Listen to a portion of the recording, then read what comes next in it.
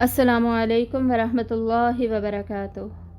نحمدہ ونصلی علی رسولہ الکریم، اما بعد فاعوذ باللہ السمیع العلیم من الشیطان الرجیم، بسم اللہ الرحمن الرحیم۔ رب اشرح لی صدری ویسر لی امری واحلل عقدۃ من لسانی یفقہوا قولی واجعل لی وزیرا من اہلی۔ رب هب لی حکما والحقنی بالصالحین واجعل لی لسان صدق فی الآخرین واجعلنی من ورثۃ جنۃ النعیم۔ اللہم فقہنا فی الدین، اللہم الہمنی رشدی واعذنی من شر نفسی۔ اللہم انی اعوذ بک من علم لا ینفع ومن قلب لا یخشع ومن نفس لا تشبع ومن دعوت لا یستجاب لها، آمین یا رب العالمین۔ سبحانک لا علم لنا الا ما علمتنا انک انت العلیم الحکیم۔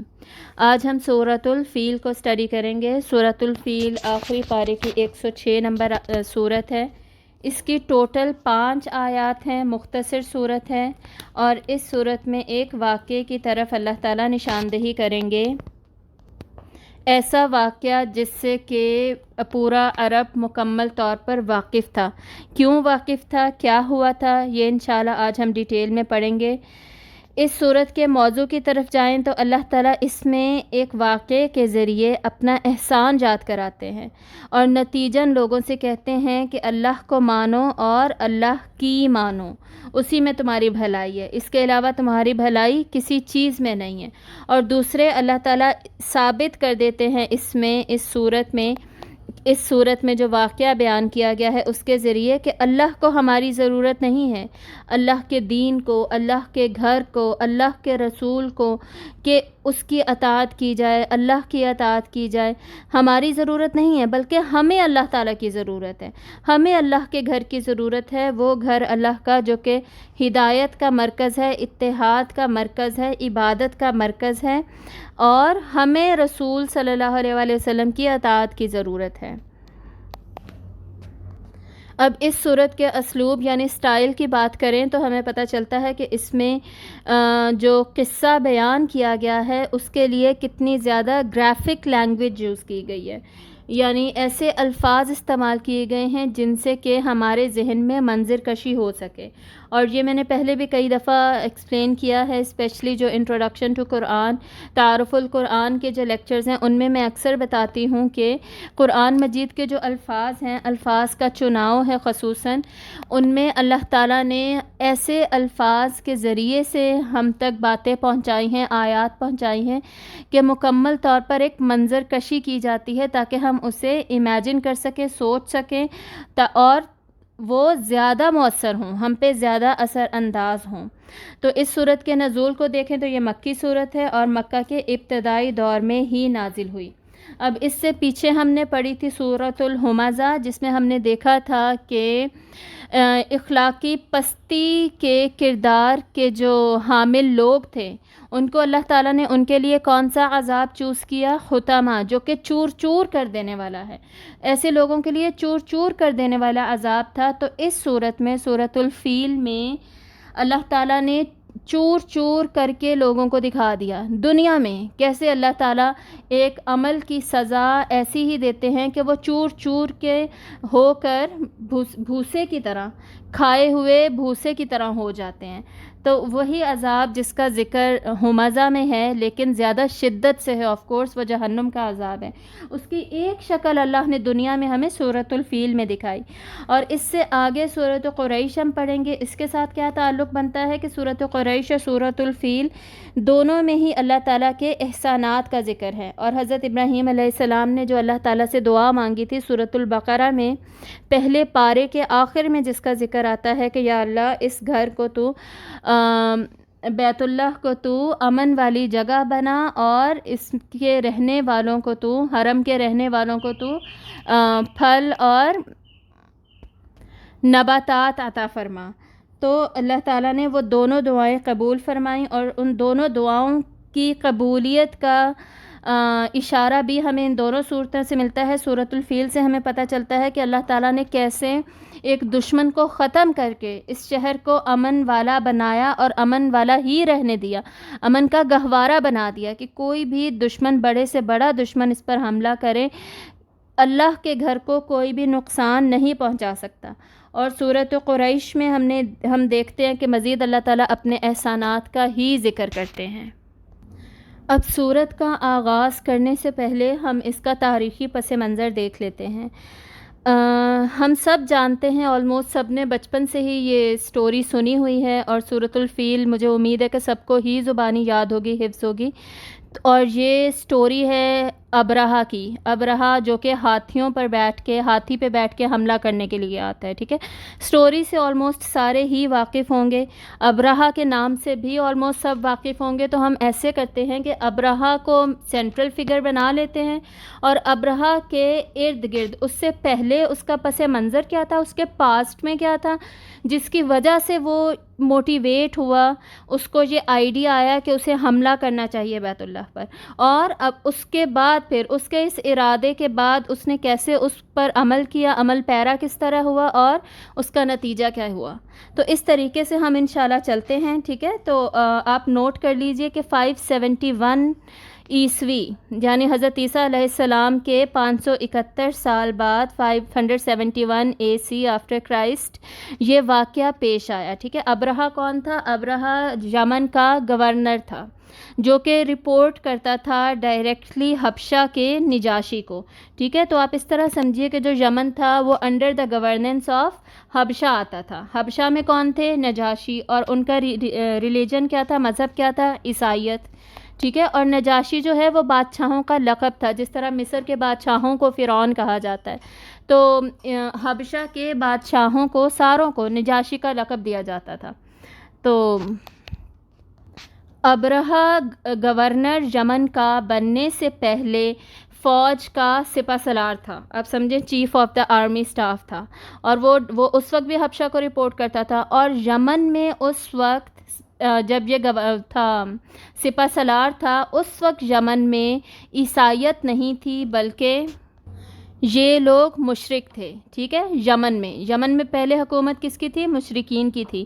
اور جو اصحاب الاخدود کا واقعہ ہم نے پڑھا تھا سورۃ البروج میں، مورخین نے لکھا ہے کہ وہ واقعہ بھی یہیں پہ ہوا تھا، یمن کے اندر ہی سارے عیسائیوں کو، جو کہ اس وقت کے مسلمان تھے، ان کو خندقیں کھود کر آگ لگا دی گئی تھی، اور ان کی تعداد ہزاروں میں تھی، ٹھیک ہے۔ تو انہی میں سے 2 افراد بچ گئے تھے، انہوں نے جا کے حبشہ میں نجاشی سے بات کی، شکایت لگائی کہ عیسائیوں کے ساتھ یہ ہوا ہے۔ تو اس نے اپنی فوجیں بھیجی، جس میں Abraha chief of the army staff تھا، انہوں نے آ کے یمن کی حکومت ختم کر دی، اور یمن میں عیسائیت کو لے کر آئے اور اپنی حکومت کو لے کر آئے۔ اور ابرہا کچھ عرصہ تو گورنر نہیں تھا، لیکن جو گورنر بنا تھا یمن کا نیا، اس نے مار ڈالا، ہٹا ڈالا، وہ ایک اور کہانی ہے۔ تو ان دونوں میں جھڑپ ہوئی، اس نے اس کو مارا جیسے خانہ جنگی ہوتی ہے، اور خود گورنر بن بیٹھا، اور حبشہ کے نجاشی کو خط لکھا کہ جی اب میں آپ کی اطاعت میں ہی رہوں گا، اور میں آپ کو ہی رپورٹ کروں گا، آپ سے میری کوئی دشمنی نہیں ہے، لیکن یہ شخص اچھا نہیں تھا، اس کو میں نے ختم کر دیا، ٹھیک ہے۔ تو اس طرح وہ گورنر بن گیا ابرہا یمن کا، اور حبشہ میں نجاشی ہی رہا، اور یہ پورے اب علاقے میں عیسائیت کی ایک شکل تھی، ٹھیک ہے۔ اب جب عیسائیت یہ لوگ واپس لے آئے یمن میں، تو ان کی خواہش یہ بھی تھی، خصوصاً ابرہا کی، کہ وہ تجارت، جس میں کہ یمن کا ایک نام تھا، یمن جو ہے وہ مشہور تھا اپنی تجارت کے لیے، اور ویسے بھی اس کی پوزیشن بھی ایسی سینٹرل بنتی تھی، یمن کے ساتھ سمندر بھی لگتا ہے، تو اس کا بحیرہ بھی تھا جس کے ذریعے سے تجارت ہوا کرتی تھی، ٹھیک ہے۔ بحری جہاز وغیرہ آتے تھے، سارے اس کو کنیکٹ کرتے تھے، تو اس کے ذریعے سے تجارت ہوا کرتی تھی۔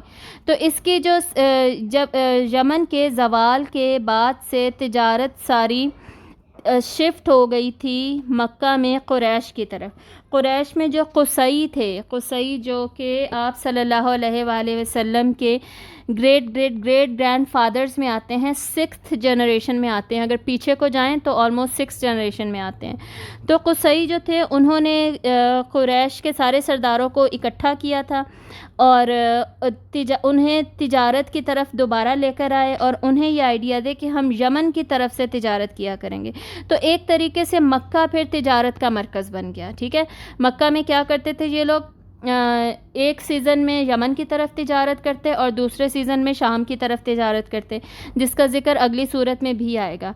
तो सिंस यमन अपनी ये पोजीशन भी खो बैठा था, जिसकी वजह से वो मुआशी तौर पे बहुत ज़्यादा स्ट्रॉन्ग था एक ज़माने में। किस ज़माने में? वो ज़माना जो कि मलका सबा का ज़माना था, उसमें यमन को बहुत ज़्यादा उरूज हासिल था। उसके बाद ज़वाल आता रहा तो अब्रहा ने सोचा कि अब इसका उरूज वापस आ जाना चाहिए। ठीक है, तो उसके दो एजेंडास थे, एक के ईसाइयत फैले इस रीजन में, दूसरा तिजारत पर इनका कब्ज़ा हो। तो ये सोचते हुए जब इसने देखा कि मक्का में एक तो तिजारत का मरकज़ वो बन चुका है, दूसरा वहाँ पर बैतुल्ला है जहाँ पर सब हज के सीज़न में हज करने के लिए जाते हैं, जहाँ पे लोग इकट्ठे होते हैं, इबादत करते हैं और उसको इतनी ज़्यादा अहमियत देते हैं, उसको अपना मरकज़ बनाया हुआ है, ये चक्कर क्या है। तो उसने सारी इन्फॉर्मेशन जब इकट्ठी की और उसे बैतुल्ला की अहमियत का अंदाज़ा हुआ तो उसने इरादा किया कि मैं अब एक ऐसा चर्च बनाऊँगा जो कि आली शान होगा, जिसकी कोई मिसाल नहीं होगी, और लोग बैतुल्ला के बजाय मेरे पास यहाँ पे यमन में आया करेंगे, इसका तवाफ़ करने, इसका हज करने आया करेंगे। और वो उसको अल-क़लीस कहने लगा। और मौरिख़ीन ने ही लिखा है कि वो इतना शानदार था, ऊंची ऊंची उसकी मीनार और छतें थी कि इंसान ऊपर देखे तो उसकी पगड़ी या टोपी गिर जाए, इसीलिए कहते हैं कि उसका नाम अल-क़लीस भी था, उसकी ऊंचाई की वजह से। और इंतहाई खूबसूरत माल के साथ उन्होंने उसको बनाया, खूबसूरत जो रॉ मटेरियल होता है उसको यूज़ करते हुए उसको बनाया गया, और वसीओ अरीज़ भी था। ठीक है, तो जब वो मुकम्मल हो गया और अब्रहा ने ये मुहिम स्टार्ट की कि जी अब इसकी तरफ सारे आएँ, तो अरब के कुछ कुरैश यमन की तरफ गए हुए थे तिजारत करने के लिए। ठीक है, वहाँ से बाइंग एंड सेलिंग करके बेसिकली उन्होंने वापस आना था कुरैश की तरफ। तो उन्होंने जब देखा कि ये कोई अल-क़लीस है जिसको ये लोग इतना मशहूर कर रहे हैं और इसको इतना वैल्यू दे रहे हैं, अहमियत दे रहे हैं, और इन्होंने ख़बरें भी सुन रखी थी कि अब्रहा के इस तरह के इरादे हैं कि बैतुल्ला के बजाय लोग यहाँ पर आएँ, तो उन्होंने जाकर मौरिख़ीन ने दो बातें लिखी हैं, या तो उसको आग लगा दी जाकर और उसको तबाह कर दिया, डैमेज कर दिया बेसिकली उसको, या फिर दूसरी बात मौरिख़ीन ने लिखी है कि उनमें से एक ने जाके वहाँ पर क़ज़ाए हाजत की और उसको गंदा कर दिया बेसिकली। तो इस पर अब्रहा को सख्त गुस्सा आया। और तीसरी बात भी मौरिख़ीन ने लिखी है कि हो सकता है अब्रहा ने ख़ुद से ये बात बनाई हो, किसी ने कुछ ना किया हो लेकिन उसने ख़ुद से जानबूझकर प्रोपेगेंडा किया, उन पर इल्ज़ाम लगाया, इस बात को मशहूर किया और बदला लेने के लिए इस बात को बहाना बनाया। ठीक है, और फिर उसने इकट्ठा किया अपना लश्कर, और उसके लश्कर में थे 60,000 लोग, जो कि अरब कह रही हूँ कुरैश, मक्का के बेसिकली जो रिहायशी थे उससे कई गुना ज़्यादा तादाद।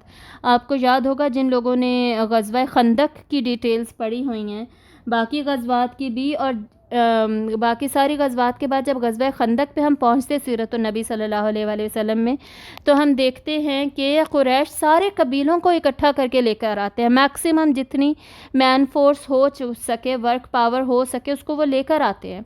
और वो कितने मैक्सिमम इकट्ठे कर पाते हैं? 10-12 हज़ार उस ज़माने में वो इकट्ठे कर पाते हैं। ठीक है, तो इस ज़माने में तो सोचें मक्का के टोटल रिहायशी कितने होंगे, फिर 10-12 हज़ार से तो बहुत ही कम होंगे, और अब्रहा का लश्कर 60,000 इनके मुकाबले में तो बहुत ही बड़ा था।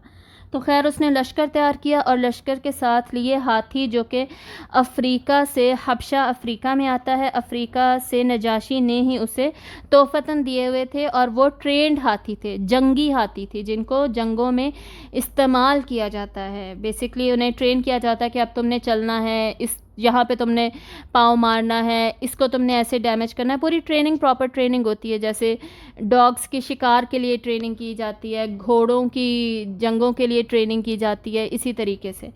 تو اور ان ہاتھیوں میں سے سب سے بڑا جو ہاتھی تھا اور سب سے طاقتور تھا اور ہاتھیوں کا بھی سمجھے سردار تھا، اس کا نام کتابوں میں لکھا ہوا ہے محمود۔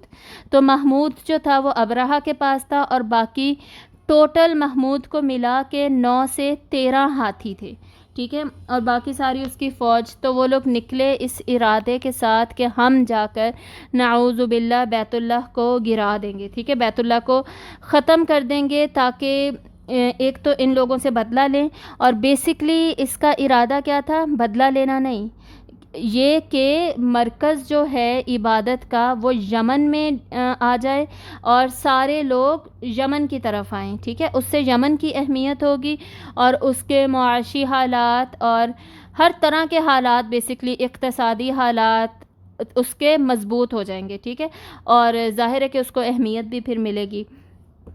تو اس وجہ سے وہ لوگ پھر نکلے، اور رستے میں مزید ڈیٹیلز بھی اس کی آتی ہیں کہ کچھ قبیلے ایسے تھے جنہوں نے اسے روکنے کی بھی کوشش کی، علانیہ نکلا تھا، اعلان کر کے نکلا تھا کہ جی ہم جنگ کرنے کے لیے جا رہے ہیں۔ تو کچھ قبیلوں نے اسے روکنے کی بھی کوشش کی، کچھ جھڑپیں بھی ہوئیں جس میں یہ سب کو ہراتا گیا اور پھر آگے چلتا گیا۔ تو آگے جا کے کہتے ہیں کہ بنو ثقیف، یہ سب مورخین نے لکھا ہے، تفسیر ابن کثیر میں بھی اس کی ڈیٹیلز ہیں، معارف القرآن میں بھی ہیں، تفہیم القرآن میں بھی، ان تینوں کتابوں میں مکمل تفصیل اس واقعے کی لکھی ہوئی ہے، تو آپ پڑھ سکتے ہیں۔ بیسکلی ابن کثیر جو ہیں وہ مورخ بھی تھے، ان کی تاریخ بھی موجود ہے، تاریخ ابن کثیر جس کو کہ ہم البدایہ والنہایہ کہتے ہیں، اس میں انہوں نے from the beginning of the creation, اللہ نے پہلی مخلوق کیا بنائی، وہاں سے بات سٹارٹ کر کے اپنی زندگی تک کی تمام تاریخ لکھی ہے، تو اس میں ظاہر ہے کہ پھر یہ سارے واقعات آتے ہیں، ٹھیک ہے۔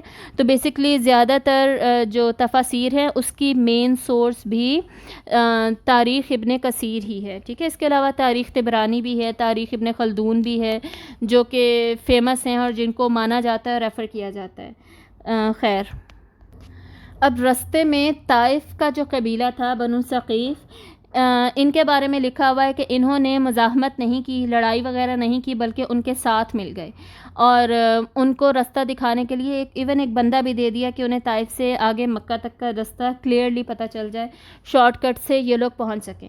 خیر، ابرہہ اور اس کی فوجیں مکہ کے پاس پہنچے اور مکہ کے باہر ایک علاقے میں خیمہ لگا کر بیٹھ گئے، اور وہاں پہ باہر یہ جو مکہ کے سردار تھے، ان سب کے خصوصاً قریش ان کا مین قبیلہ تھا مکہ والوں کا، تو ان کے اونٹ اور جانور باہر چر رہے تھے، اور خصوصاً اس میں قریش کے جو اس وقت سردار تھے وہ تھے عبد المطلب، جو کہ رسول اللہ صلی اللہ علیہ وآلہ وسلم کے دادا بھی ہیں، تو وہ اس وقت سردار تھے قریش کے، ان کے 200 اونٹ بھی باہر چر رہے تھے۔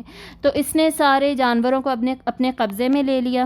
یہ دیکھ کر عبد المطلب، جو کہ اندر ہی تھا، مکہ میں ہی تھے فی الحال سارے، اس نے ارادہ کیا کہ وہ ان سے بات کرے اور جا کر اس کو ملے۔ خیر، پہلے ابرہہ نے اپنا ایک بندہ بھیجا، اس نے اندر جا کے عبد المطلب سے بات کی اور عبد المطلب کو لے کر باہر آیا۔ اب جو بیچ میں مزید جو ڈسکشنز ہوئیں یا اس سے پہلے جو قریش کے قبیلوں سے جھڑپیں ہوئیں، ان میں سب میں ڈیٹیلز ہیں، لیکن ان ڈیٹیلز میں ہم نہیں جا رہے، بیسکلی جو مین واقعہ ہے اس کی طرف ہم جا رہے ہیں، ٹھیک ہے۔ وہ ایکسٹرا ڈیٹیلز جو ہیں وہ میں فی الحال مائنس کر رہی ہوں تاکہ ہم ٹو دا پوائنٹ بات کر سکیں۔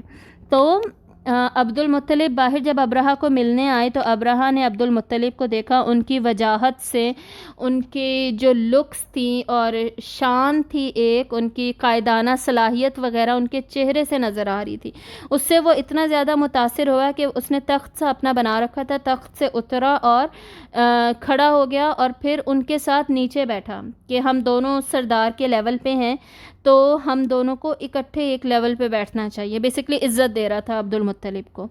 تو عبد المطلب نے، ابرہہ نے کہا کہ جی کس سلسلے میں آئے ہو، کیا بات کرنا چاہتے ہو؟ تو عبد المطلب نے کہا کہ ان اونٹوں کو چھوڑ دو، میرے 200 اونٹ ہیں تمہارے پاس، یہ مجھے واپس کر دو۔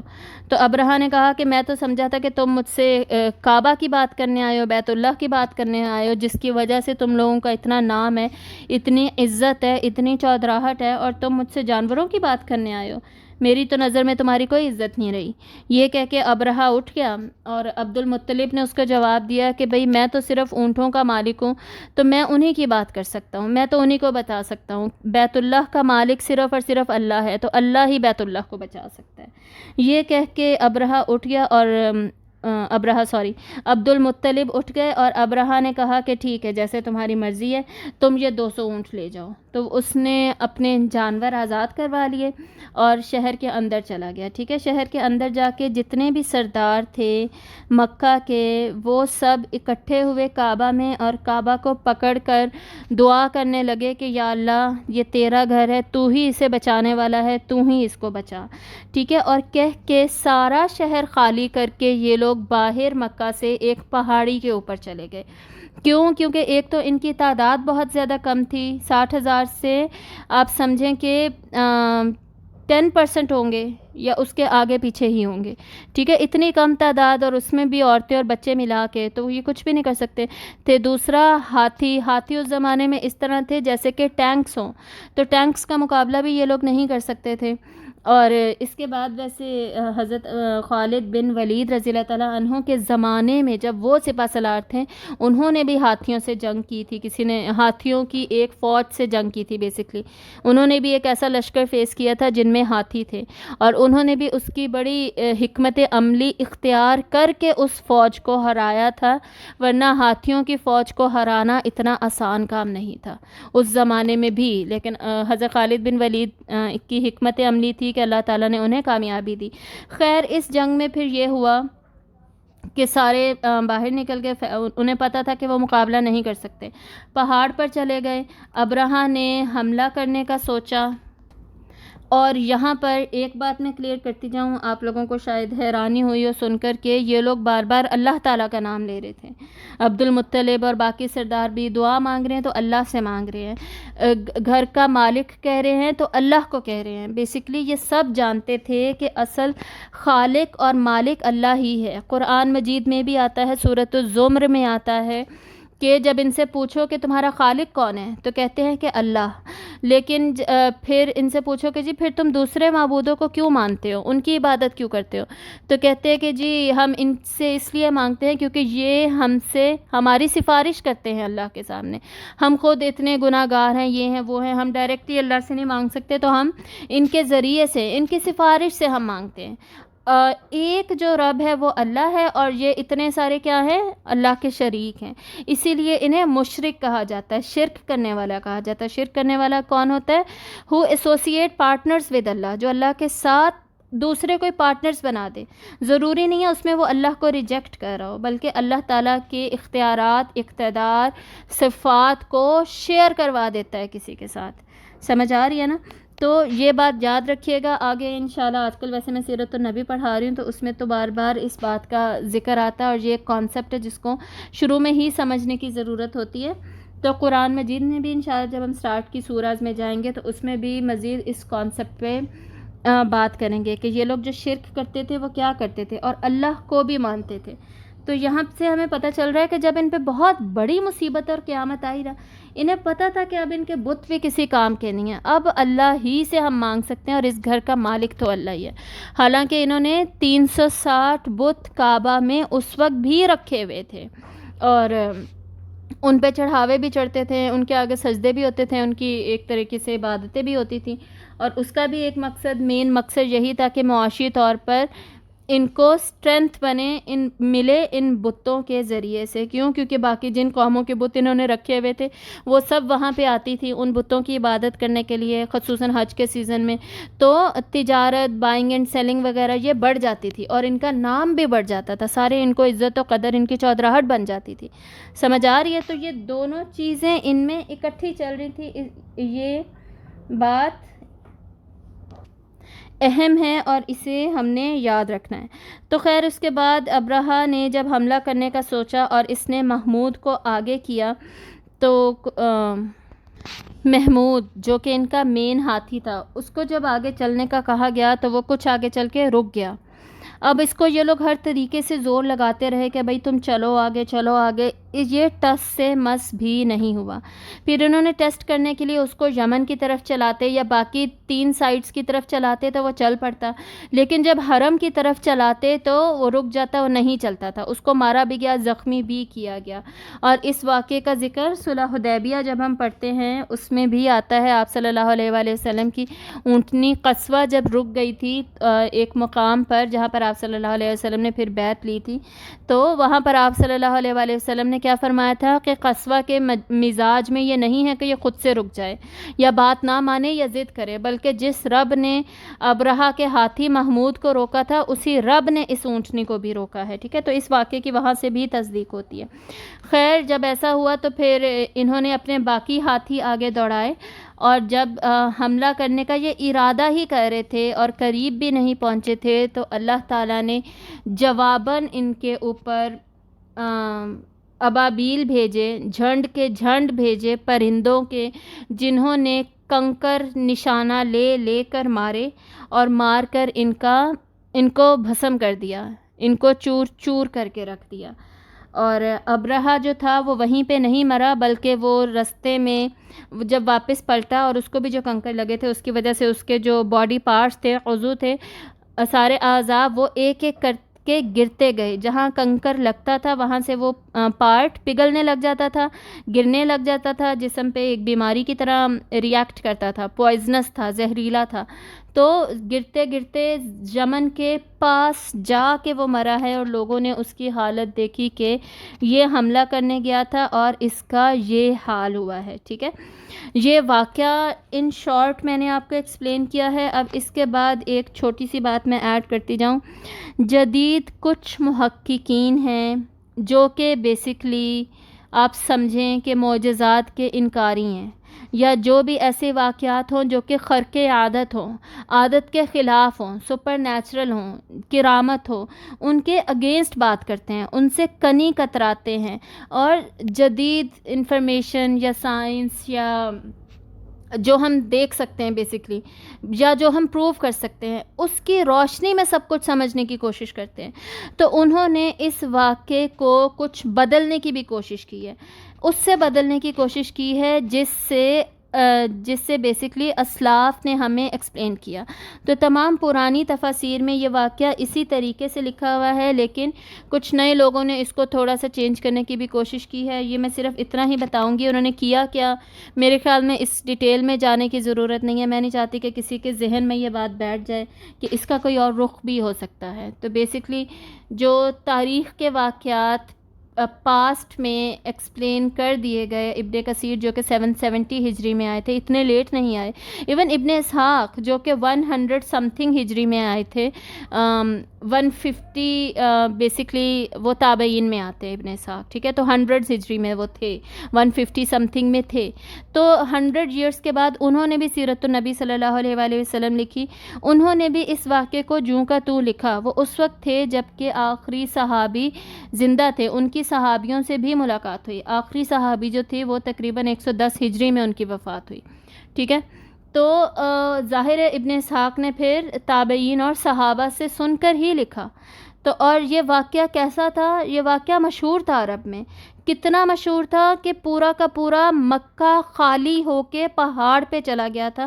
اس کا مطلب ہے کہ سارا کا سارا مکہ اس سے واقف تھا، اور پھر رستے میں بھی قبیلے کچھ لڑتے آئے تھے، طائف کے قبیلے نے ان کا ساتھ دے دیا تھا، اور یہ سارے قبائل بھی اس واقعے سے پھر اچھی طریقے سے واقف تھے، اور یہ کوئی چھوٹی سی بات بھی نہیں تھی، کیونکہ بیت اللہ ان کا اس وقت بھی مرکز تھا، اور صرف مرکز ہی نہیں، ان کے اپنے اپنے بت 360 بت مختلف قبیلوں کے وہاں پہ پڑے تھے، تو وہ تو بڑے اچھے طریقے سے جانتے تھے۔ اب ان کے اوپر حملہ ہونے لگے ان کے بتوں پہ، تو ان کی تو جان نہ نکل جائے، تو کیا کسی کو واقعے کا نہیں پتہ ہوگا؟ ان سب کو اس واقعے کا پتہ تھا۔ پھر ابرہہ جو مرا ہے وہاں مرا بھی نہیں، اللہ نے وہاں ختم بھی نہیں کیا، بلکہ واپس یمن میں جا کے مرا ہے۔ تو کیا یمنیوں کو تفصیل نہیں پتہ ہوگی اس واقعے کی؟ یعنی یہ واقعہ ضرور خرق عادت ہے، اور جو لوگ بہت زیادہ جدید آپ سمجھیں کہ سائنس پہ ہی چلتے ہیں کہ جی کچھ سپر نیچرل ہو ہی نہیں سکتا، کوئی معجزہ ایگزسٹ ہی نہیں کرتا، بھائی جو فزیکل لاز کے مطابق پاسبل ہے وہی دنیا میں ہو سکتا ہے، تو وہ لوگ اتنے لوگوں کا آنکھوں دیکھا حال کیسے ریجیکٹ کر سکتے ہیں؟ ٹھیک ہے، تو یمن میں آ کے یمن کے لوگوں کو بھی اللہ نے دکھا دیا کہ دیکھ لو، جو بیت اللہ پہ حملہ کرنے کی نیت سے جائے گا، اللہ کے دین پہ بیسکلی حملہ کرے گا، اس کا انجام یہ ہوگا، تو ذرا دھیان سے رہو، ٹھیک ہے۔ تو اتنا مشہور واقعہ سارا عرب جس کو جان رہا ہے، اور 100 ہجری میں ہی جس کو لکھ دیا گیا، تو اس میں ایک نئی بات نکالنے کی کوئی تک بنتی نہیں ہے۔ خیر پھر بھی آپ مزید جو لوگ بھی تفاسیر پڑھیں گے، جب ڈیٹیل میں آپ لوگ مختلف تفاسیر پڑھیں گے تو آپ کو آئیڈیا ہو جائے گا کہ مزید اس پہ کیا اوپینین دیے گئے. البتہ ہم اسی واقعے کو لے کر جائیں گے اور انشاءاللہ اسی کو ہم مستند اور اوتھینٹک مانیں گے، کیونکہ مجمع علیہ اور متفقہ علیہ تفسیر اسلاف کی یہی ہے. اب آتے ہیں سورت کی طرف. سورت کا آغاز کرتے ہیں اور اس میں سے لیسنز کیا نکلتے ہیں اس واقعے میں سے، وہ انشاءاللہ اب ہم اینڈ میں پڑھیں گے. تو اعوذ باللہ من الشیطان الرجیم، بسم اللہ الرحمن الرحیم. الم تر کیف فعل ربک باصحاب الفیل. الم تر، کیا نہیں آپ نے دیکھا.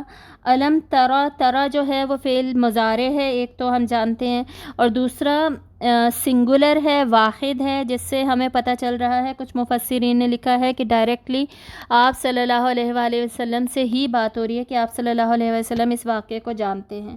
اور اس میں ایک بات ایڈ کر لیجئے کہ یہ واقعہ مورخین نے لکھا ہے کہ 571 عیسوی کے محرم میں پیش آیا، یعنی ذی الحج سے جب حاجی حج کر کے واپس جا رہے تھے یا جا چکے تھے تو اس زمانے میں پیش آیا، یا تو ذی الحج کے اینڈ میں یا پھر محرم میں. ٹھیک ہے، تو اس کے بعد ربیع الاول میں آپ صلی اللہ علیہ وآلہ وسلم کی ولادت ہوئی. تو بیسکلی اس واقعے کے تقریباً 50-60 دن کے بعد آپ صلی اللہ علیہ وآلہ وسلم کی ولادت بھی ہوئی. ٹھیک ہے، تو انشاءاللہ اس کو ہم دوبارہ لیسنز میں اس بات کو دوبارہ پڑھیں گے. ابھی سورت کا ہی آغاز کرتے.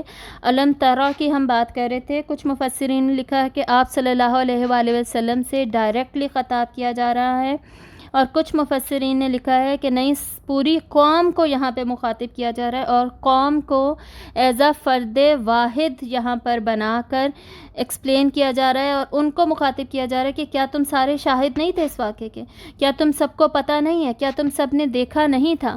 اب دیکھنے سے ایگزیکٹلی کیا مطلب ہے؟ ایک یہ سب تو عینی شاہد تھے، جو پرانے سردار تھے، یہ سب تو عینی شاہد تھے اس واقعے کے. ٹھیک ہے، جو عینی شاہد نہیں تھے انہوں نے کم از کم سنا تھا. حضرت اسماء بنت ابی بکر رضی اللہ تعالیٰ عنہ جو ہیں انہا، وہ ایکسپلین کرتی ہیں، ان کی روایت ہمیں ملتی ہے، وہ بتاتی تھیں کہ ہم جایا کرتے تھے اپنے والدین کے ساتھ دیکھنے کے لیے ہاتھیوں کے وہ بھسکم اور اس کے وہ نشان وغیرہ ابھی بھی موجود ہوتے تھے، اور ہمیں دکھانے کے لیے ہمارے والدین لے کر جایا کرتے تھے. ٹھیک ہے، اس زمانے میں تو سب بچے اور بڑے سب جانتے تھے کہ یہ ایک خاص واقعہ یہاں پر پیش آیا تھا. اور اس طرح کے جو واقعات پیش آتے ہیں، آپ کو پتہ ہے وہ لوگوں کو اس کے بارے میں کتنا تجسس اور کیوریوسٹی ہوتی ہے، وہ پھیل بھی بہت جلدی جاتے ہیں. تو اس لیے ان سب کو خطاب کیا جا رہا ہے کہ کیا تم نے یہ دیکھا نہیں تھا؟ اللہ تعالیٰ نے اپنے غضب کا اظہار کیسے کیا اس کے اوپر، اور اپنے گھر کو، اپنے دین کو اللہ نے کیسے بچایا. ٹھیک ہے، گھر کو میں دین کیوں بار بار کہہ دیتی ہوں؟ کیونکہ دین جو ہے وہ گھر کس لیے ہے؟ تاکہ وہاں پر مین مرکز ہے جہاں پہ عبادت کی جائے، اور دین کو قائم کرنے کا ایک سینٹرل پوائنٹ ہے. ٹھیک ہے، جو کہ تمام مسلمانوں کو ایک قبلہ دیتا ہے، قبلے کی طرف متحد کر کے رکھتا ہے. اور اتحاد اور تنظیم کے بغیر دین پر قائم رہنا ممکن نہیں ہے. یہ تمام صفات مل کر، خصوصیات مل کر ہی دین کو مکمل کرتی ہیں. صحیح ہے. اور آپ صلی اللہ علیہ وآلہ وسلم کو کیوں کہا جا رہا ہے؟ آپ نے دیکھا تو نہیں، لیکن آپ کو کیا کہا جا رہا ہے کہ آپ نے کیا سوچا اس کے بارے میں، کیا غور و فکر کیا؟ یعنی معنوی طور پر یہ فعل جو ہے یہ استعمال کیا جا رہا ہے. الم ترا کیفا، کس طریقے سے. کیفا ہے یعنی کس طریقے سے اللہ تعالیٰ نے کیا. مطلب کیا ہوا؟ کیسے اللہ نے کیا، مطلب کہ کیا کیا. صرف اتنی بات نہیں ہے.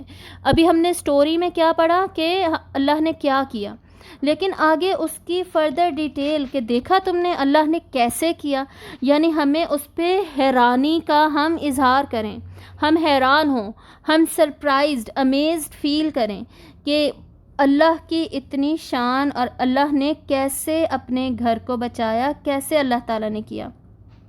بیسکلی اوور ویلمنگ ہونی چاہیے یہ ڈیٹیلز ہمارے اوپر جب ہم ان کے اوپر غور و فکر کریں. اور دوسرا یہ بھی یہاں پر کہا جا رہا ہے قریش سے کہ کہیں تم بھول تو نہیں گئے.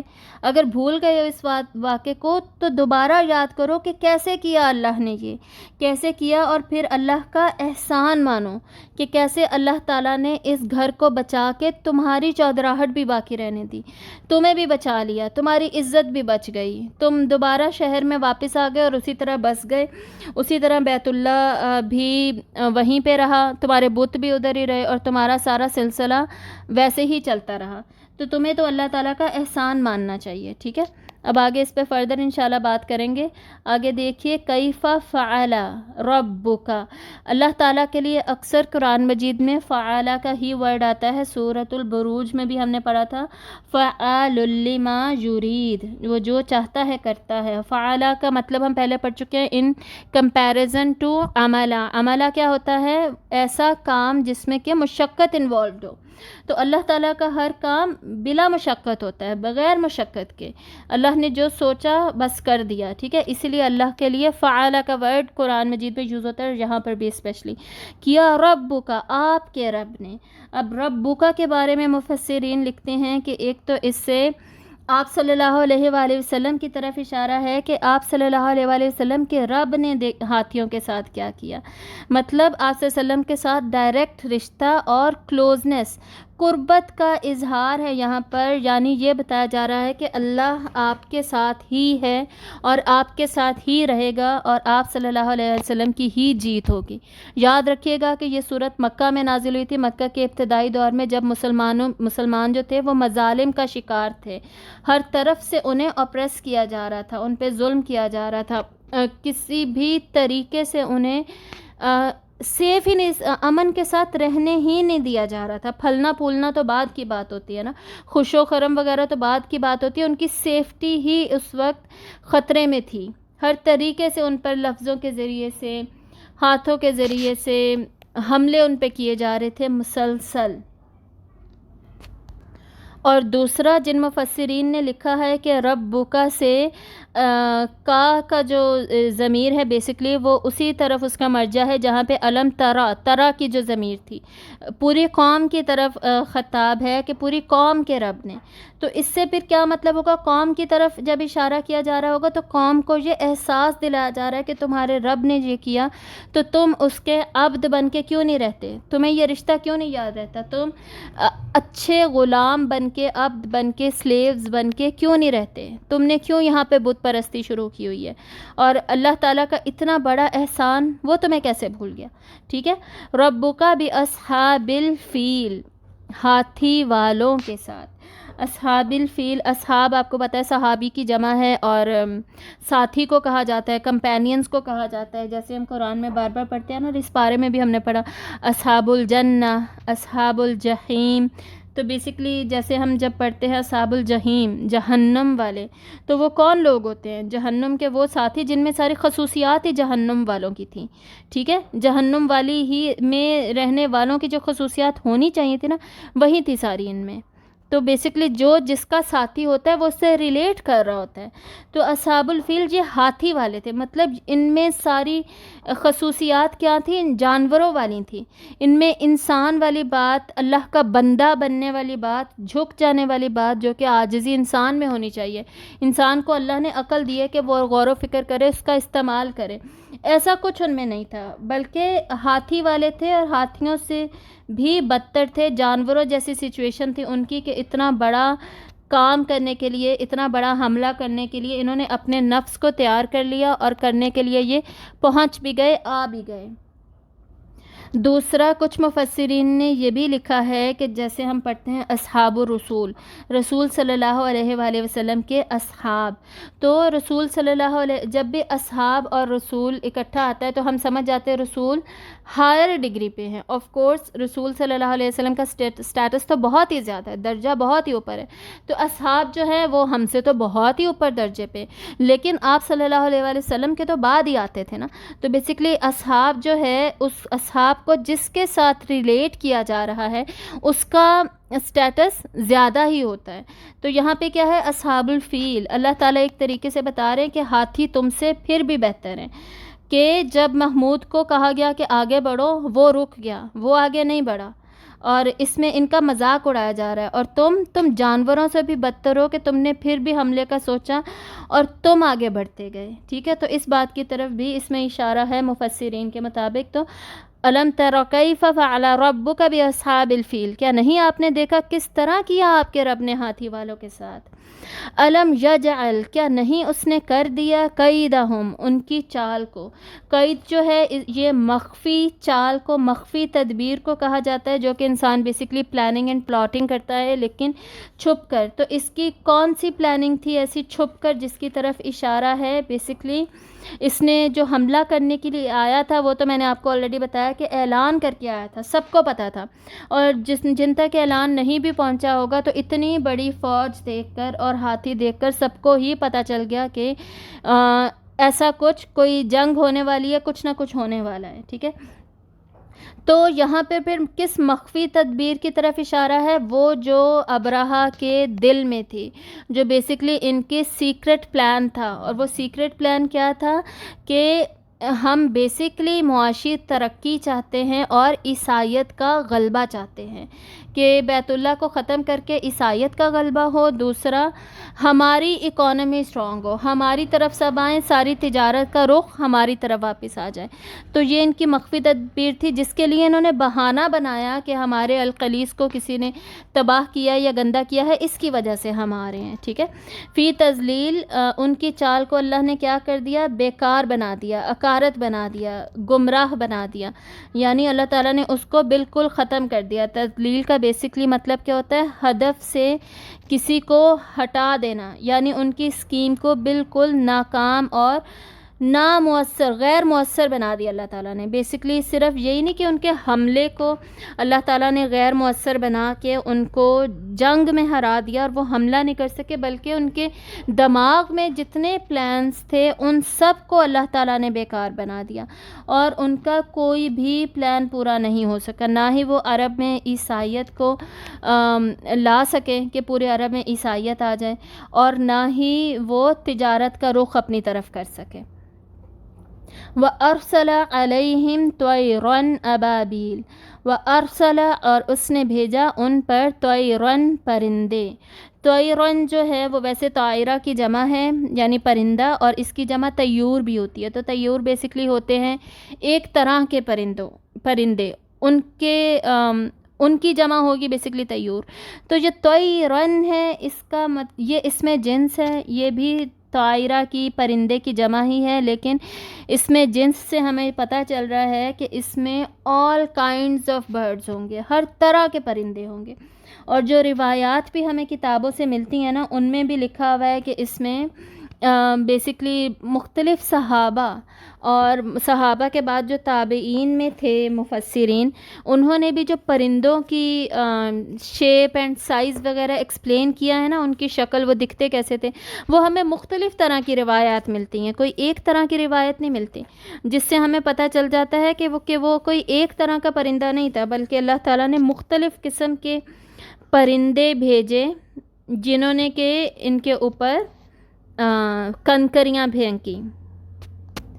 اور آگے جو ابابیل کا ورڈ ہے، ابابیل بیسکلی اب ہم اردو میں ایک پرندے کو بھی کہتے ہیں، لیکن عربی میں ابابیل کا مطلب کوئی پرندہ نہیں ہے، نہ ہی پرندے کا کسی پرندے کا نام ہے، بلکہ ابابیل کا مطلب ہے جھنڈ، گروپس، یعنی متفرق گروہ، یعنی فرق گروہ ہوں گے جو پے در پہ مختلف سمتوں سے آئیں، خواہ وہ آدمیوں کے ہوں یا جانوروں کے ہوں، اس کو بیسکلی ابابیل کہا جاتا ہے۔ تو یہاں پہ متفرق گروہ جو ادھر ادھر سے آئے وہ کس کے تھے؟ وہ پرندوں کے تھے، تو یہ ابابیل کا مطلب ہے۔ اور اکرمہ اور قتادہ جو تفسیر اتھارٹیز ہی ہیں، مفسرین ہیں بہت فیمس تابعین میں سے، ان کا کہنا ہے کہ یہ جھنڈ کے جھنڈ پرندے بحر احمر کی طرف سے آئے تھے، ریڈ سی کی طرف سے، اور ریڈ سی آپ کو پتہ ہے ابھی بھی سعودیہ سے جدہ کی طرف کو ریڈ سی لگتا ہے سارا۔ اور سعید بن جبیر اور اکرمہ جو ہیں وہ کہتے ہیں کہ اس طرح کے پرندے نہ پہلے کبھی دیکھے گئے تھے، نہ بعد میں کبھی دیکھے گئے، یہ نہ ہی حجاز کے پرندے تھے اور نہ تہامہ کے، بلکہ بحر احمر کے درمیان ساحلی علاقے کے بھی نہیں تھے، بلکہ دیکھے ہی نہیں گئے تھے، کبھی کسی کو پتہ ہی نہیں تھا کہ یہ کیا ہیں، کہاں سے آئے۔ ابن عباس کہتے ہیں کہ ان کی چونچیں پرندوں جیسی تھیں اور پنجے کتوں جیسے تھے۔ اکرمہ کا بیان ہے کہ ان کے سر شکاری پرندوں کے سروں جیسے تھے، اور تقریباً سب راویوں کا متفقہ بیان ہے کہ ہر پرندے کی چونچ میں ایک ایک کنکر تھا اور پنجوں میں دو دو کنکر تھے۔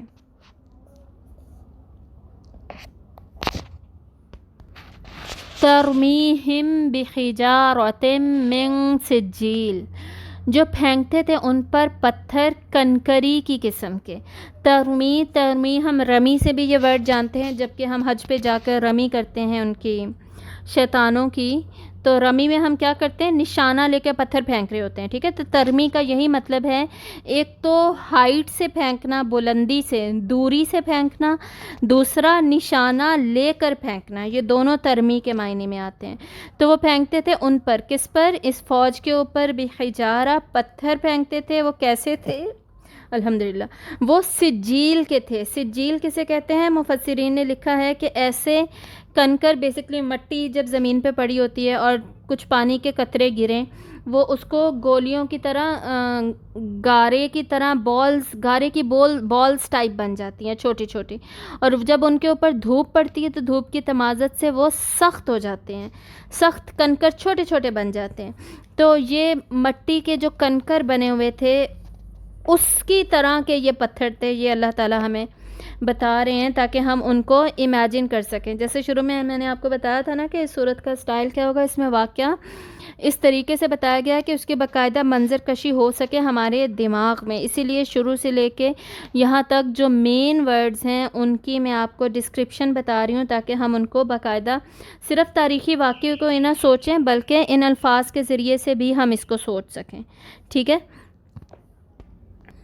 تو یہ ہم نے آلریڈی پڑھ لیا کہ ہر پرندے کی چونچ میں ایک ایک کنکر تھا اور پنجوں میں دو دو کنکر تھے۔ اور ابو نعیم نے نوفل بن ابی معاویہ کا بیان نقل کیا ہے کہ میں نے وہ کنکر دیکھے ہیں جو اصحاب الفیل پر پھینکے گئے تھے، وہ مٹر کے چھوٹے دانے کے برابر سیاہی مائل سرخ رنگ کے تھے، ٹھیک ہے۔ ابن عباس رضی اللہ تعالیٰ عنہ کی روایت ابو نعیم نے یہ نقل کی ہے کہ وہ چلغوزے کے برابر تھے۔ تو اس طریقے سے ان پتھروں کی بھی ہمیں ڈفرینٹ سائزز کا ہمیں پتہ چلتا ہے۔ بیسکلی یہاں سے ڈفرینٹ چاہے شیپس اینڈ سائزز پتہ چلیں، جو کہ میں نے آپ کو بتایا کہ مختلف پرندے تھے اور انہوں نے ہر طرف سے حملہ کیا اور مختلف پتھر پھینکے۔ مقصد کیا ہے یہاں پر؟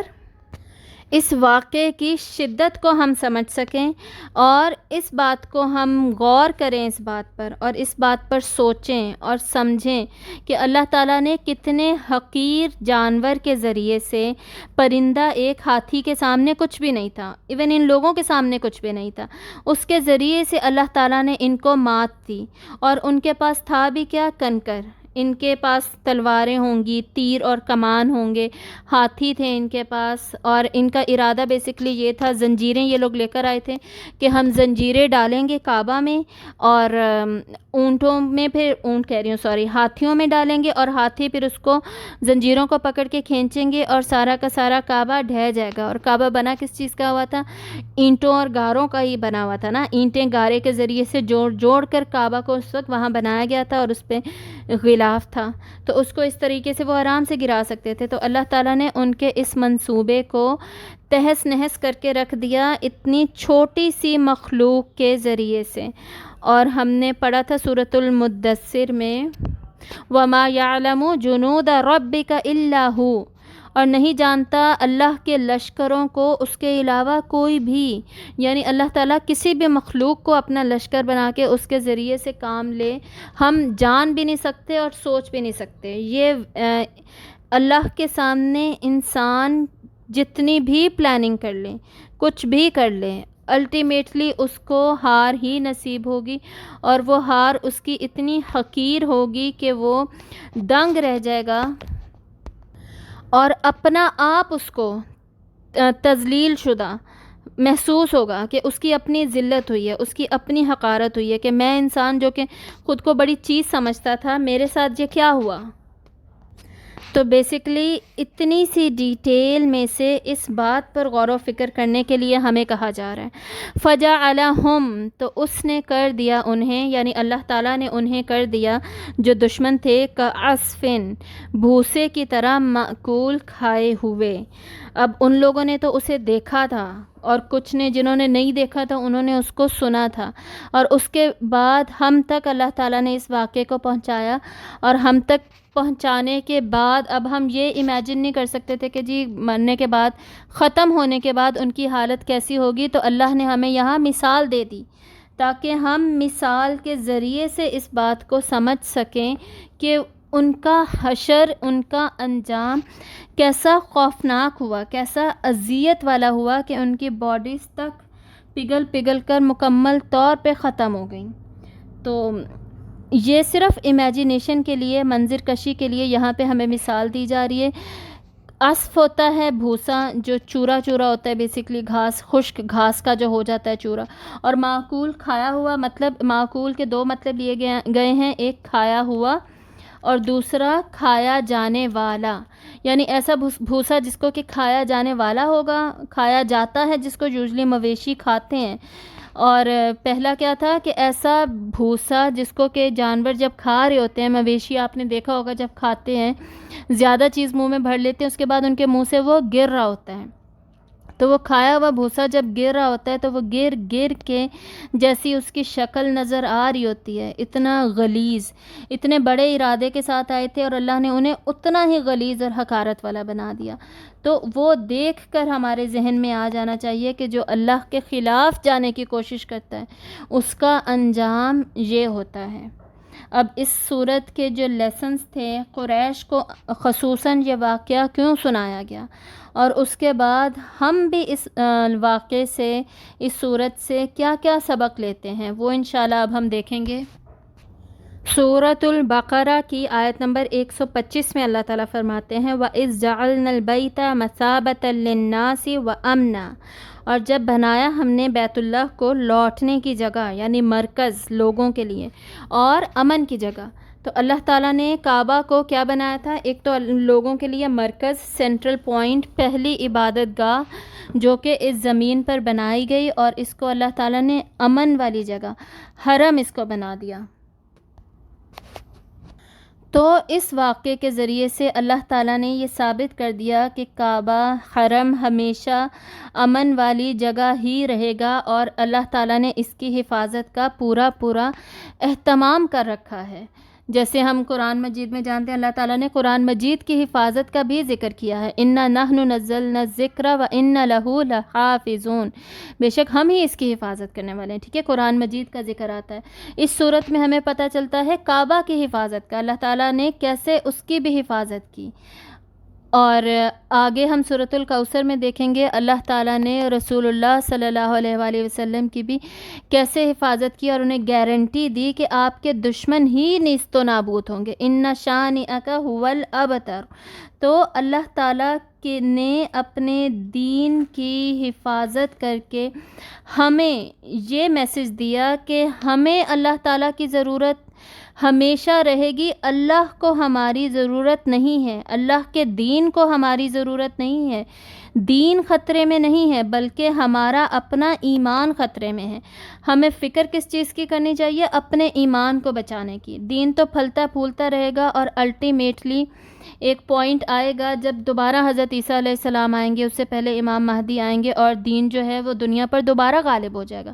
لیکن ہمارا کیا ٹیسٹ ہے کہ ہم اس قافلے میں شریک ہوں گے کہ نہیں، جو کہ بیسکلی اس فتح کے جھنڈے کو اٹھائے گا۔ جو حزب اللہ کے لوگ ہوں گے اس میں ہم شامل ہوں گے یا ہم شامل نہیں ہوں گے، ہم اسے چھوڑ چکے ہوں گے۔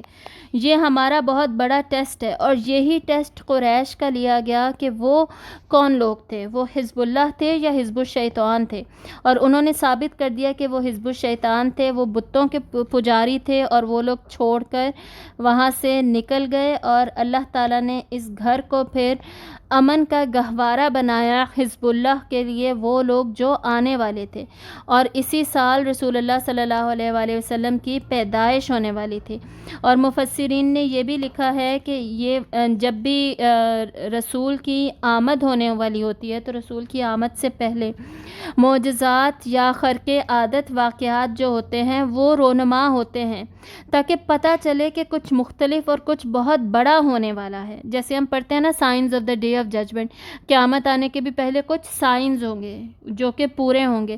اسی طرح signs of the coming of prophet ہیں صلی اللہ علیہ وسلم کے، رسول اللہ صلی اللہ علیہ وسلم کے آنے سے پہلے ایک یہ واقعہ ہوا، پھر اس کے بعد آپ صلی اللہ علیہ وسلم کی ولادت سے متعلق ہمیں واقعہ ملتا ہے کہ حضرت آمنہ سے حضرت محمد صلی اللہ علیہ وسلم کی والدہ میں سے ایک روشنی نکلی جو کہ شام تک پھیل گئی، ٹھیک ہے۔ اس کے بعد نبوت سے پہلے بھی کچھ سائنز آپ صلی اللہ علیہ وسلم دیکھتے رہے کہ بادل نے آپ پر سایہ کرتا رہا جب آپ تجارت کے سفر پہ جا رہے تھے، یا جب آپ غار ہیرا کی طرف جاتے تو پتھر آپ کو سلام کرتے۔ تو یہ سارے واقعات کیا تھے؟ یہ سب واقعات اس طرف اشارہ تھے کہ جو اصل میں کعبے کا متولی ہے، کعبے کا نگران ہے، جو کعبے کو دوبارہ اس سٹیٹس، اس قدر پر لانے والا ہے جو کہ کعبہ ڈیزرو کرتا ہے، وہ اب آنے والا ہے۔ تو ہمیں کیا چاہیے بیسیکلی کہ ہم دین کی خدمت میں سنجیدہ ہوں، ٹھیک ہے، ہم حزب اللہ کا پارٹ بنیں، اللہ کے گروہ کا پارٹ بنیں، تاکہ الٹیمیٹلی ہمیں ہی اس کا فائدہ ہو، ورنہ اللہ تعالیٰ کو ہماری قطعاً ضرورت نہیں۔ اب اس کے علاوہ قریش کو کیا میسج دیا جا رہا تھا کہ تمہاری جو ساری چودراہٹ ہے وہ اس کعبہ کی وجہ سے ہی تو ہے، بیت اللہ کی وجہ سے لوگ جہاں آ رہے تھے اور تمہاری تجارت بھی قائم تھی، لیکن تم کیا کر رہے ہو؟ آگے سے اللہ کو بھی ریجیکٹ کر رہے ہو، اللہ کے ساتھ شریک بنا رہے ہو، اور اللہ کے رسول کی بھی اطاعت سے تم نے صاف انکار کر دیا۔ تو تم اس واقعے کو یاد کرو اور غور کرو کہ اللہ نے تمہیں ہر طرح سے بچا لیا، اور تم پھر بھی اللہ پر ایمان نہیں لا رہے جیسے کہ ایمان لانے کی ریکوائرمنٹ ہے، جیسے کہ حق ہے کہ ایمان لایا جائے، اور تم رسول کی اطاعت نہیں کر رہے جیسے کہ حق ہے، اور بجائے یہ کرنے کے تم الٹا رسول کو تنگ کر رہے ہو، ظلم و ستم کر رہے ہو۔ تو گیٹ یور ایکٹ ٹوگیدر، اپنے آپ کو ٹھیک کرو۔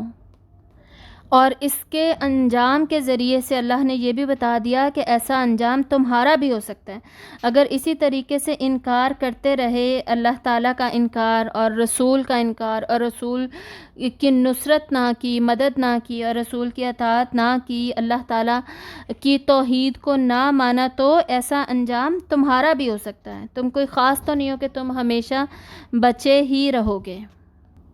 تھرڈلی ہمیں یہ بھی پتہ چلا اس صورت سے کہ اللہ تعالیٰ کے دین کو بدلنے والا بچتا نہیں ہے، اللہ تعالیٰ کے غضب سے، غصے سے، قہر سے، سزا سے، عذاب سے بچ نہیں سکتا وہ شخص جو کہ اللہ کے دین کو بدلنے کی کوشش کرے۔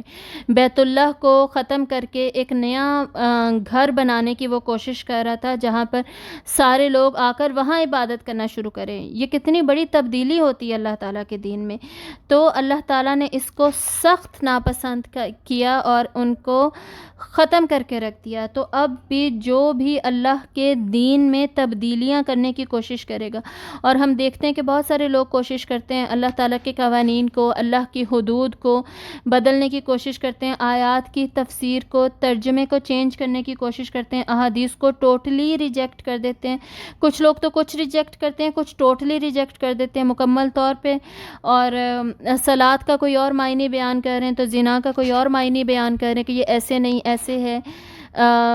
جو عمل سے صحابہ کے اور رسول اللہ صلی اللہ علیہ وآلہ وسلم کے عمل سے ثابت ہے، اس کو اب ٹیکسٹ کے ذریعے سے چینج کرنے کی کوشش کر رہے ہیں۔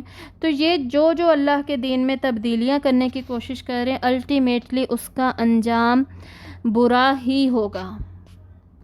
اور مفسرین لکھتے ہیں کہ اس واقعے میں تنبیہ ہے، وارننگ ہے ہر آنے والے ظالم حکمران کے لیے، ہر ظالم حکمران جو کہ لوگوں کو اللہ کے رستے سے روکے گا، اس کے لیے اس میں تنبیہ ہے کہ اس کا انجام برا ہی ہوگا۔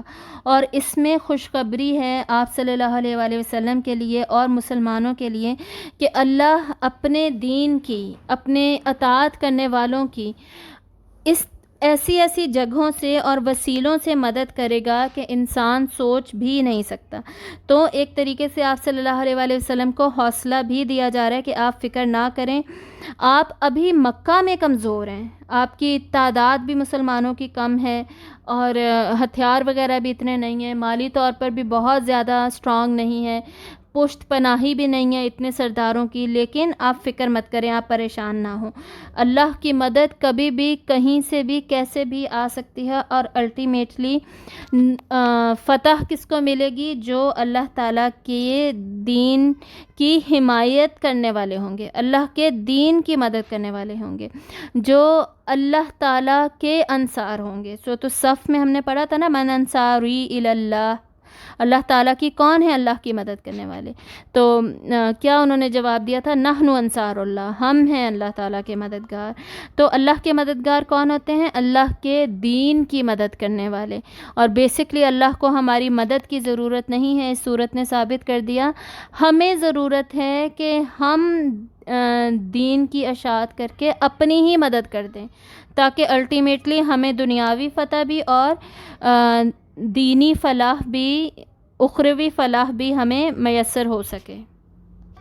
اور یہ بھی کہ ہمارا اللہ تعالیٰ کی دین کی خدمت کرنے میں کوئی کمال نہیں ہے، اللہ کی مرضی ہے، وہ جسے چاہے چن لے، جسے چاہے ریپلیس کر دے، جس سے چاہے جو کام لے لے، یہ اللہ تعالیٰ کی مرضی ہے، یہ ہمارا کوئی کمال نہیں ہے۔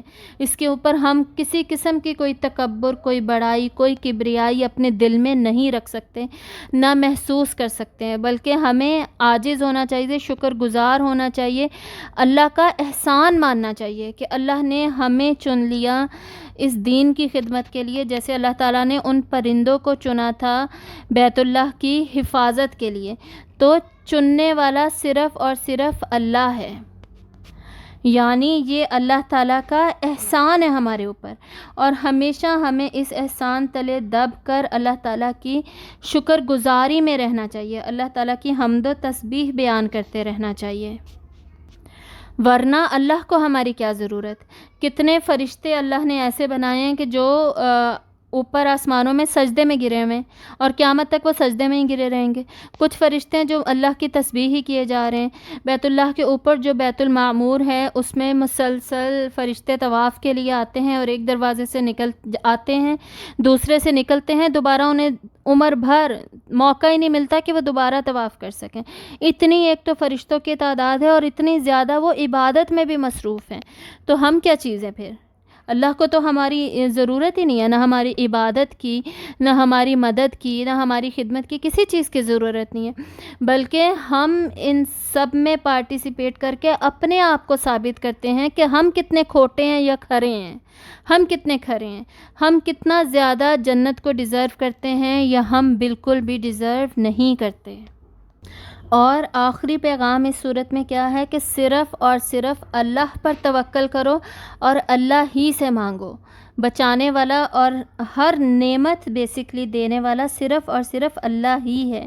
تو یہ واقعہ ہمیں بھی اس بات کی یاد دہانی کرواتا ہے، اور اس زمانے میں قریش اور اہل عرب کو بھی یہ بات یاد دلائی گئی کہ رسول اللہ صلی اللہ علیہ وسلم جس توحید کی طرف تمہیں دعوت دے رہے ہیں کہ تمام جھوٹے معبودوں کو چھوڑ دو اور اللہ وحدہ لا شریک کی عبادت کرو، تو تم سب سہارے چھوڑ کر صرف اور صرف اللہ پر توکل کرو اور اللہ ہی کی عبادت کرو۔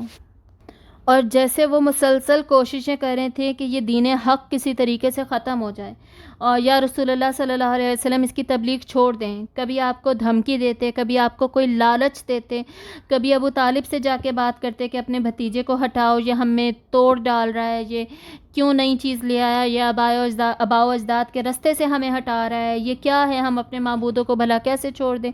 ایسی ساری چیزیں دین کو ختم کرنے کی، دعوت حق کو دبانے کی مسلسل کوشش کر رہے تھے۔ تو اللہ نے اسے بتا دیا کہ وہ خدا جس نے اصحاب الفیل کو تہس نہس کر کے رکھ دیا، تو اس کے غضب میں یہ لوگ بھی گرفتار ہو سکتے ہیں۔ تو ہمیں بھی ہر طریقے سے محتاط رہنا چاہیے. اب عموماً ہم لوگ سوچتے ہیں کہ ہم تو ایسا کچھ نہیں کر رہے، لیکن ہم چھوٹے چھوٹے اعمال میں کچھ نہ کچھ کر رہے ہوتے ہیں.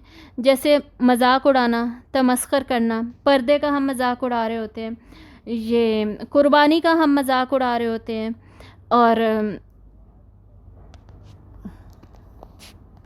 کوئی باہر جا کر اوپنلی نماز پڑھ رہا ہو اس کا ہم مذاق اڑا رہے ہوتے ہیں.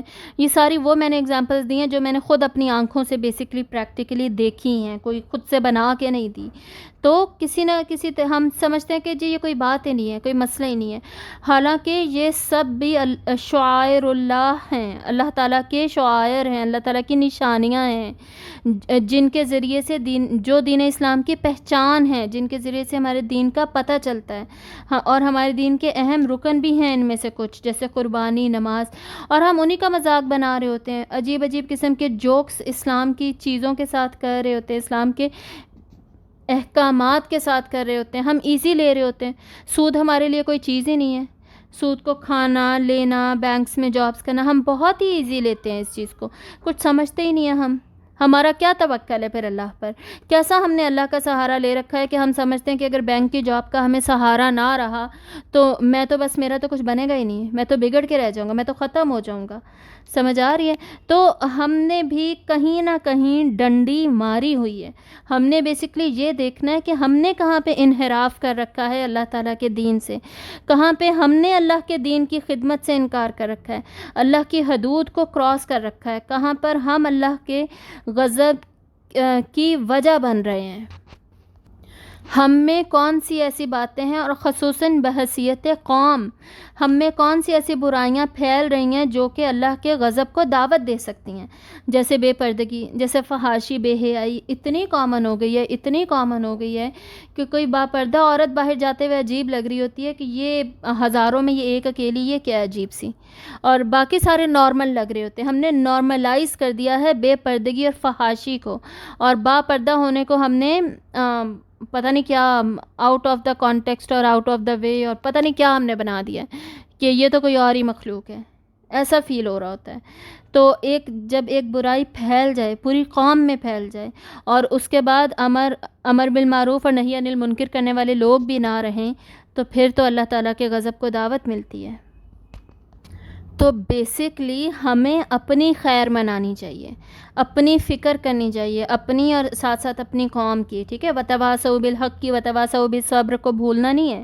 وہ بھی ساتھ ساتھ ہر ایک کی اپنے سارے یعنی انسانوں کی فکر ہمیں کرنی چاہیے. ٹھیک ہے، اسلام تو پھیل کر ہی رہے گا، ہم نے اپنی خیر منانی ہے. یہ حدیث آپ لوگوں کو یاد ہوگی نا کہ آپ صلی اللہ علیہ وآلہ وسلم نے بتایا کہ عنقریب ایسا وقت آئے گا جب دوسری قومیں تم پر غالب آ جائیں گی. اور آپ صلی اللہ علیہ وسلم نے یہ حدیث اس وقت صحابہ کو سنائی، یعنی آپ نے یہ بات اس وقت کہی صحابہ کو جبکہ اس وقت صحابہ کا زور تھا، روب تھا، غالب تھے وہ عرب کے اوپر، مشرکین کے اوپر، دبدبہ تھا، کوئی اونچی آواز میں بات نہیں کر سکتا تھا. ٹھیک ہے، مدینہ کی بات ہے، یہ ہجرت کے بعد کی بات ہے یہ. تو آپ صلی اللہ علیہ وسلم نے جب ایسا کہا کہ ایک وقت تم پہ ایسا آئے گا کہ تم لوگوں کا کوئی غلبہ نہیں ہوگا، بلکہ دوسری قومیں تم میں سے ایسے تم لوگوں کو نوچ نوچ کے کھائیں گی، چبائیں گی، جیسے دسترخوان پہ بیٹھ کے کچھ لوگ کھانا کھاتے ہیں، مرغ مسلم کھاتے ہیں، بکرا کھاتے ہیں، اس طرح تم لوگوں کو نوچیں گی اور کھائیں گی. مسلمان ایسے ویلیو ہی نہیں کوئی بیسکلی رہے گی، اہمیت ہی نہیں رہے گی. تو صحابہ نے پوچھا یا رسول اللہ یہ کیسے ہوگا، کس وجہ سے ہوگا؟ تو آپ صلی اللہ علیہ وآلہ وسلم نے فرمایا کہ یہ اس لیے ہوگا جب تم امر بالمعروف اور نہی عن المنکر کو مکمل چھوڑ دو گے، یعنی دوسروں کو نہ نیکی کا حکم دو گے، نہ نہ نیکی کا حکم دو گے، نہ برائی سے منع کرو گے. کوئی نماز نہیں پڑھ رہا تو تم کہو گے اس کی مرضی، یہ نہیں پڑھ رہا تو، اور وہ بھی یہی کہے گا کہ بھئی میرا اور اللہ کا مسئلہ ہے، تمہیں کیا ہے، میں نے اللہ کو جواب دینا ہے، میں نے اپنی کمر میں جانا ہے، تمہیں کیا ہے، تمہاری ہمت کیسے ہوئی مجھے نماز کا کہنے کا. اور جو نہیں کہہ رہا، کچھ لوگ تو فکر کرتے ہیں، لیکن جو لوگ نہیں کرتے وہ کیا سوچتے ہیں کہ بھئی میں اپنی نمازیں پوری کروں، میں تو اس سے پنگا نہیں لے رہا، یہ تو الٹا مجھے ہی کھانے کو دوڑے گا، یا پھر مجھے کیا، جو نئی نماز پڑھ رہا مجھے کیا، میں کیوں انہیں بولوں، مجھے کیا اس کی فکر ہے، ٹھیک ہے. یہ سین چل رہا ہے آج کل، ایگزیکٹلی وہی جو آپ صلی اللہ علیہ وسلم نے حدیث میں بتایا. اور یہ تو میں نے نماز کی ایک ایگزامپل دی ہے نا، اور بھی آپ بہت سارے ایگزامپلس آپ خود فٹ کر لیں. ایسے یہ جوکس ہمیں فارورڈ ہو رہے ہوتے ہیں جب دین سے ریلیٹڈ، تو کون ہے جو انہیں واپس جا کے انہیں منع کرتا ہے کہ بھئی یہ مت کیجئے، یہ غلط ہے، ٹھیک ہے. نہی عن المنکر کون کرتا ہے؟ تو امر بالمعروف اور نہی عن المنکر جب تم میں سے ختم ہو جائے گا، ہر کوئی اپنی من مانی من مرضی کر رہا ہوگا، تو دین سے تو ظاہر ہے سارے پھر کیا کریں گے، دین کا اپنا اپنا مطلب نکالیں گے.